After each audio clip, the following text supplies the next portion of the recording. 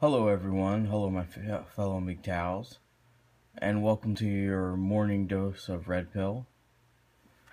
I have just a quick topic I want to talk about, MGTOWism for the black man, and I want to also thank everyone who's donating thus far. We're chugging along and making it happen. That documentary is probably going to happen quicker than I think, but if we each keep donating and keep checking the website, because we're also going to need people who are comfortable enough to speak their experience on camera. So if you want to be one of those participants, just please email us and leave your feedback. Also, please subscribe to our YouTube channel, Understanding MGTOW. Please follow us on Twitter and like us on Facebook, Understanding MGTOW. And share your experience that way too. If you want to do it anonymously, any little bit helps for us making the documentary and writing the book. As you can see, the book is pretty compressed, not really edited yet, but chapter 1 and 2 are pretty much complete. So what I want to try to do is have a morning video as my morning red pill series, and try to answer questions and shed light on a lot of topics. So today I want to talk about what MGTOWism is for the black man. And a lot of people who have made videos, a lot of MGTOWs who have made videos have said that black men were the first MGTOWs.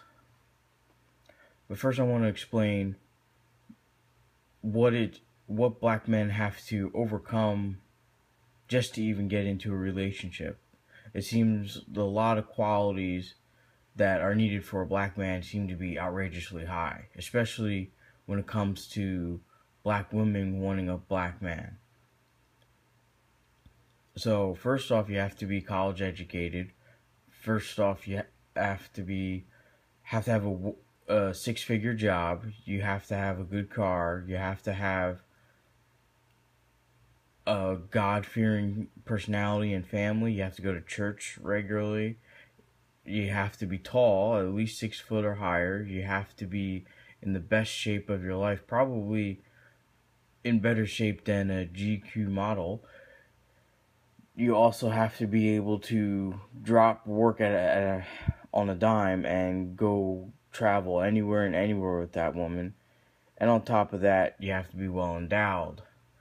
This is an obscene amount of standards where women, especially black women, don't want any standards or expectations set upon them. I mean, you have someone who's broke, has kids from other men, and works a barely above minimum wage job, gets assistance from the government, is nowhere near the best shape of their life, demanding that you be in the best shape of your life, have no kids, and come and take care of her, and basically be her primary caretaker. That's unfair, because when you look at a relationship, it should be equal.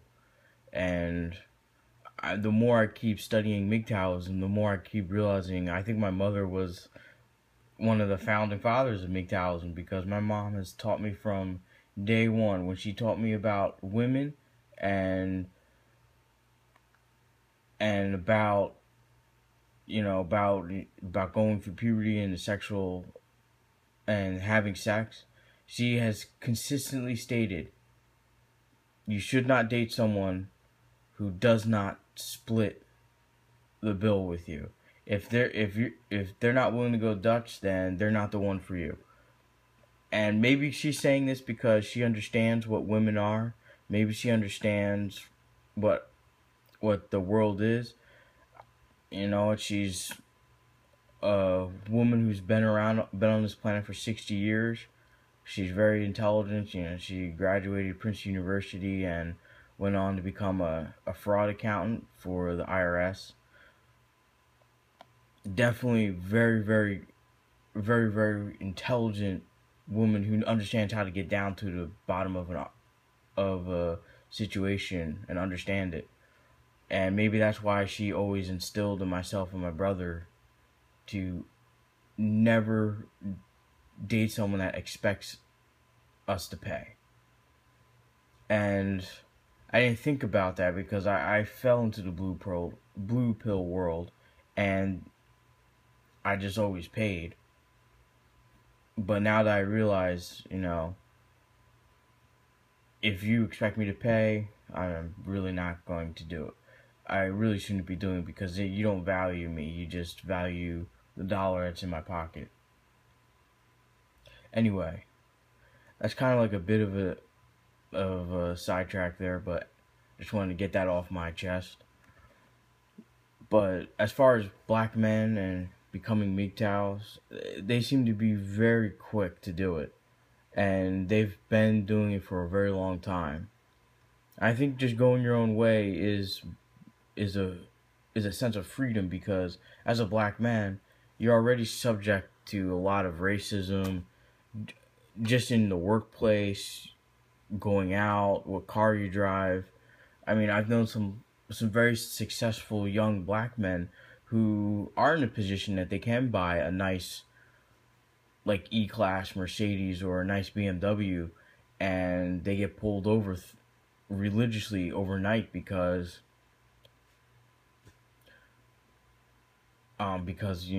because of course it's just a young black man driving an expensive car.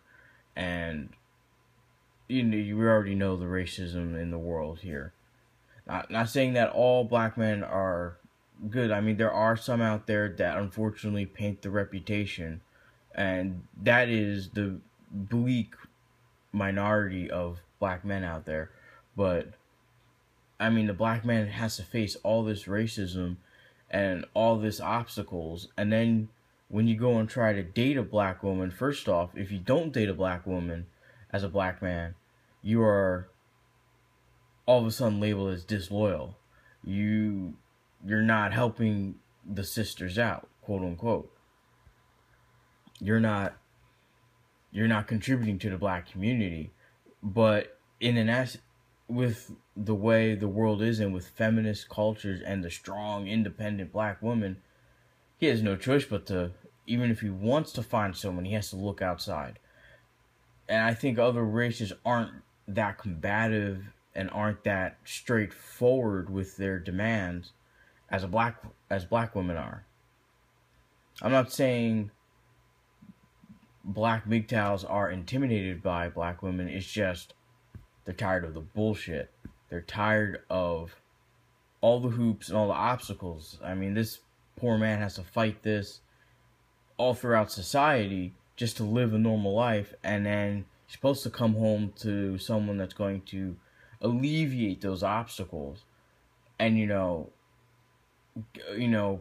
prop him back up and help him get back out there again to face it. And he comes home to another parade of obstacles and arguments and mind games that women play. And black men were the first to get tired of it, and rightfully so. He's like, you're facing obstacles of racism plus obstacles of dating and having a relationship with a black woman. It's no wonder why they just decided to be by themselves or date outside the race. And you hear it time and time again, but unfortunately for black women, they'll date outside the race. They'll go and date a white man, they'll go date a Hispanic, they'll date an Asian, they'll date anyone outside the relationship. But when it comes to trying to marry, they want a black man. And they want this specific black man who meets all these outrageous requirements. And it's just impossible. And so now when the black man wants to find a good quality black woman, it gets even harder to find, because a lot of them have been brainwashed not only by feminism and being strong and independent, and being brainwashed by their mother saying you should not settle for anything less. I mean, let's be honest. If you're looking for someone who's perfect, then you are looking for God. Because nobody on this planet is perfect. Only God is perfect, and He's not on the planet. So, whether you are an atheist or not, just that understanding that you are looking for someone perfect. There's no one perfect on the planet. Everybody has their own flaws. And then on top of that, you throw in you gotta pay for the date, you gotta pay for upkeep, you gotta pay for other kids if she has them from other men, you gotta pay for her hair, her nails, and trust me, they demand to go out every night. It's like unbelievable, and it's just that expectation. Well, he should make me kempt, and I believe. I apologize for my actions because sometimes I fell into that blue pill ism, and I was like, well, from my logic at the time, I was like, well, if you want one of those type of women, then you should know that you're gonna have to pay for that upkeep. No, that's a lie. That was a lie that I was telling myself, and it took me a long time to get out of that matrix, and take my red pill and realize, no, if the woman wants to look like that, you should say, well, then you go pay. And if she says, go pay for it, then you should walk away. And I did that for a while with black women. I did, and my preference is I like to date black women. And I realized quickly, like, they like to get their hair done. And guess what? How much that costs every 2 weeks? That's $180 minimum. That's just a wash, set, and whatever else they do. That's just the basic. We're not even talking about adding in a weave, cleaning it, styling. That's just clean it, wash it, and straighten it. Like, damn, $180. Think about it. And then, of course, you gotta give her money to tip her. It's like, and I dated a black woman, and throughout the 6 years, I was the primary breadwinner in the relationship, and I did end up paying for a lot of things. And I realized that maybe now when I go forward for another relationship, it's going to be an equal division. I mean, if I pay for one date, another woman should pay for another. And that's how all people should, man or woman, should approach a relationship. If someone pays for your outing, you should be kind enough to take them out and pay for it. It's just fair. It's just an even exchange. But anyway, my time is running up. I will do another video later tonight explaining more about black men and MGTOWism, but I just want to kind of get it out there. I mean, these poor black men, the ones that are still good and honest, hardworking people that contribute to society, they have to go through all these hoops and standards by black women, and it's unfortunate. Comment below and share your experience. Even if you think I'm being a bigot and taking it one side, please share, because there's nothing about a debate if there's no two sides. So feel free to come, email, leave a comment at the bottom.